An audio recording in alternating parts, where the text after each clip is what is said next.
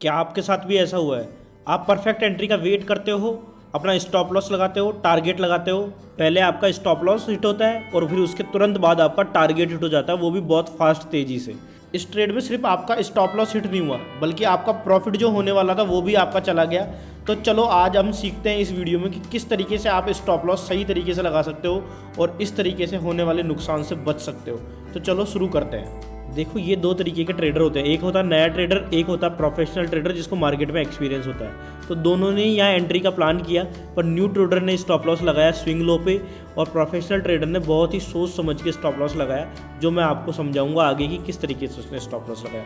तो चलो देखते हैं कि इन दोनों के साथ इस ट्रेड के अंदर क्या होता है, किस तरीके से ट्रेड में आगे बढ़ने पर न्यू ट्रेडर का देखो क्या हाल हुआ। उसका स्टॉप लॉस हिट हो गया क्योंकि उसने स्विंग लो पे स्टॉप लॉस लगाया था, और प्रोफेशनल ट्रेडर ने बहुत ही सोच समझ के स्टॉप लॉस लगाया था, तो देखो उसका टारगेट हिट हो गया। देखो यहाँ पे हुआ क्या, इसका स्टॉप लॉस हो गया तो इसका क्या लॉस हुआ, इसका ये इतना लॉस हो गया ना। और वहीं देखो प्रोफेशनल ट्रेडर ने अगर अच्छे से स्टॉप लॉस लगाया तो जो उसको लॉस होने वाला था उसकी जगह उसको कितना ज़्यादा फायदा यहाँ पे हो गया। तो आज हम इस वीडियो में इसी चीज़ को अच्छे से सीखने वाले हैं। तो क्या है वो मिस्टीरियस इंडिकेटर जिसको हमें यूज़ लेना है। तो सबसे पहले इंडिकेटर पे चले जाते हैं और यहाँ पे लगा लेते हैं ATR, एवरेज ट्रू रेंज। ठीक है, तो ATR होता क्या है, इसको कैसे यूज़ करना है और इसको क्यों यूज़ करना है, ये तीनों चीज़ें हम देखेंगे, है ना। इसका यूज़ लेके कैसे आप करेक्ट स्टॉप लॉस लगा सकते हो और बड़ा प्रॉफिट बना सकते हो और स्टॉप लॉस से बच सकते हो।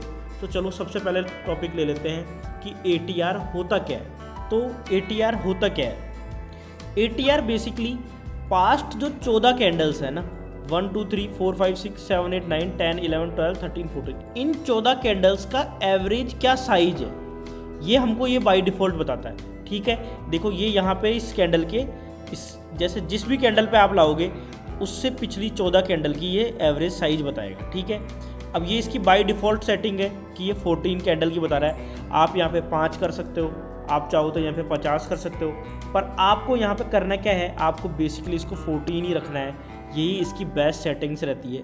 ठीक है, अब ये करेगा क्या, ये आपको किसी भी कैंडल से पिछले 14 कैंडल की जो एवरेज साइज बताएगा, तो ये आपको सिंपल एक लाइन चार्ट यहाँ पे बना के देगा। ठीक है, ये लाइन चार्ट जो आपको दिख रहा है देखो, तो ये पर्टिकुलर इस कैंडल से पिछले अगर आप 14 कैंडल की अगर साइज़ देखो तो ये बता रहा है कि वो साइज़ है 20.92। ठीक है, ये इस तरीके से काम करेगा। अब आप में से बहुत सारे लोग सोच रहे होंगे कि यार मैं ये ATR वगैरह को यूज़ ही क्यों करूँ, मैं तो जब भी जो भी स्विंग होगा उसके मैं तो $10 नीचे कर लूँगा, मैं तो 10 रुपये नीचे लगा लूँगा, 10 पॉइंट नीचे यहाँ स्टॉप लॉस लगाऊंगा मैं तो। पर देखो इस तरीके से ये काम नहीं करता है ना। अगर आप हर स्टॉक में इस तरीके से देखोगे कि स्विंग के मैं 10 पॉइंट नीचे लगा लूँगा तो ये काम नहीं करेगा। ये निफ्टी 50 है, इसमें अगर आपने 10 पॉइंट नीचे लगाया, ये 5 मिनट का टाइम फ्रेम है, आप 15 मिनट का टाइम फ्रेम लो, है ना, वहाँ पे ATR बदल जाएगा। वहाँ पे हर कैंडल की साइज बदल गई है, तो वहाँ पे वॉलेटिलिटी बदल गई है। आप निफ्टी 50 की जगह अगर बिटकॉइन लोगे तो वहाँ पे वॉलेटिलिटी और ज़्यादा होगी और आपका स्टॉप लॉस और बड़ा आना चाहिए। ठीक है, तो आप ये चीज़ फिक्स नहीं कर सकते कि मैं सिर्फ 10 पॉइंट नीचे लगा लूँगा, क्योंकि हर स्टॉक के लिए ये डिफरेंट होता है। अब यहाँ आप इसकी जगह ले लो HDFC बैंक। ठीक है, तो HDFC की वॉलेटिलिटी बहुत अलग होगी, जबकि निफ्टी 50 की जो वॉलेटिलिटी है वो बहुत ज़्यादा अलग होगी। ठीक है, हर स्टॉक में ये बिल्कुल अलग तरीके से काम करता है। अब आप HDFC का अगर वॉलेटिलिटी देख रहे हो तो ये है 4। अब यहाँ पे अगर आप 10 पॉइंट नीचे स्टॉप लॉस लगाओगे तो वो आपका इतना इफेक्टिव नहीं होगा। अगर आप यहीं पर टाइम फ्रेम बदल दोगे तो फिर भी इसकी देखो, फिर इसकी एवरेज साइज आ रही है वो है 2। ठीक है, तो आप इफेक्टिव अगर आपको स्टॉप लॉस लगाना है तो आपको ATR यूज़ करना पड़ेगा। आप कुछ भी फिक्स नहीं कर सकते हो, क्योंकि हर टाइम फ्रेम का अलग होता है, स्टॉप लॉस हर टाइम फ्रेम पे अलग होगा। ठीक है, अगर आप 15 मिनट टाइम फ्रेम पे स्टॉप लॉस देखोगे तो वो थोड़ा बड़ा आएगा, 5 मिनट टाइम फ्रेम पे देखोगे तो कम आएगा, और 1 मिनट पे देखोगे तो और कम आएगा। ठीक है, अब ये है ना असेट क्लास पे भी डिपेंड करता है। अगर कोई ब्लू चिप स्टॉक है तो उसके अंदर स्टॉप लॉस कम रहेगा, जबकि क्योंकि उसमें वॉलेटिलिटी कम रहेगी। इंडेक्स में देखोगे तो वॉलेटिलिटी ज़्यादा रहेगी, तो अपना स्टॉप लॉस है वो थोड़ा ज़्यादा आएगा। और अगर आप क्रिप्टो करेंसी में देखोगे तो स्टॉप लॉस बहुत ज़्यादा आएगा। तो हर जगह आपका 10 पॉइंट नीचे वाला स्टॉप लॉस कभी भी काम नहीं करेगा। इसलिए हमको ATR का यूज़ करना होता है परफेक्ट स्टॉप लॉस और इफेक्टिव स्टॉप लॉस लगाने के लिए। सो ATR बेसिकली हमारा एक्स्ट्रा जो लॉस होने वाला है ज़्यादा बड़ा स्टॉप लॉस लगाने से या ज़्यादा छोटा स्टॉप लॉस लगाने से, उसमें हमारा बचाव करता है और बिल्कुल एग्जैक्ट स्टॉप लॉस हमको देता है। तो इसलिए हमारे एक्स्ट्रा मनी को वेस्ट करने से बचाने के लिए हमको ATR यूज़ करना है। अब यहाँ पे एक चीज़ का ध्यान आपको और रखना है, वो क्या है कि जहाँ पे भी आपका कर्सर होगा, ठीक है, ATR की वैल्यू उस कर्सर से पिछले 14 कैंडल की वैल्यू दिखाएगी, ठीक है।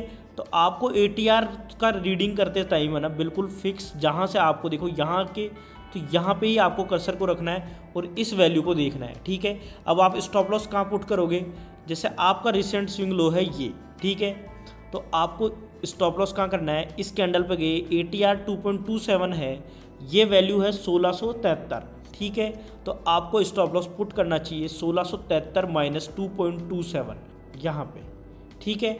तो अब आगे से आपको ध्यान क्या रखना है कि आप जब भी आपकी कोई भी स्ट्रेटजी है, ATR आपको कोई स्ट्रेटजी नहीं दे रहा है, ठीक है, ये आपको डेफिनेट ये नहीं बता रहा है कि यहाँ बाय करना है और यहाँ सेल करना है, ये सिर्फ आपकी एक्यूरेसी को इम्प्रूव कर रहा है कि जो आप स्टॉप लॉस लगा रहे हो उसको करेक्ट, स्टॉप लॉस को करेक्ट लगा सको, ठीक है।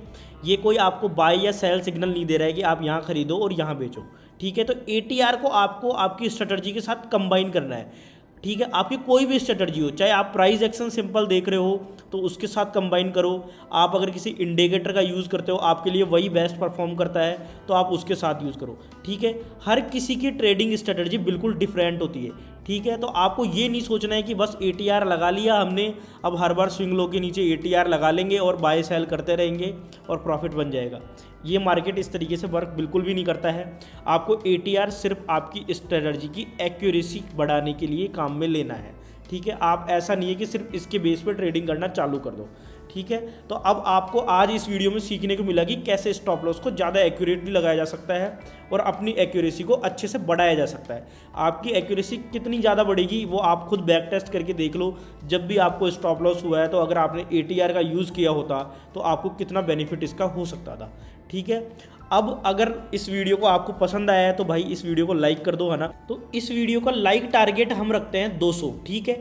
लाइक टारगेट 200 रहेगा और कमेंट टारगेट रहेगा 200। तो आपके सारे दोस्तों को शेयर कर दो जो भी ट्रेडिंग करते हैं ना, आप इसका 200 लाइक और 200 कमेंट का टारगेट कंप्लीट कराओ और फिर हम तीसरा वीडियो इस सीरीज़ के अंदर अपलोड कर देंगे।